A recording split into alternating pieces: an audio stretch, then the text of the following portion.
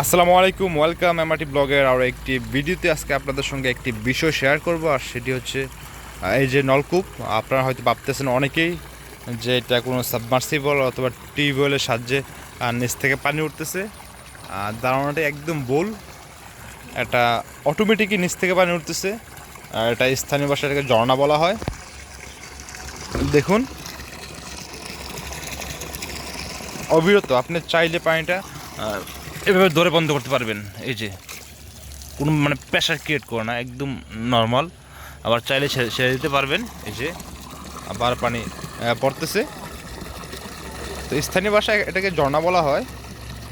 এটা প্রায় 700 থেকে 800 ফুট গভীরে পাইপ বসানো হয়।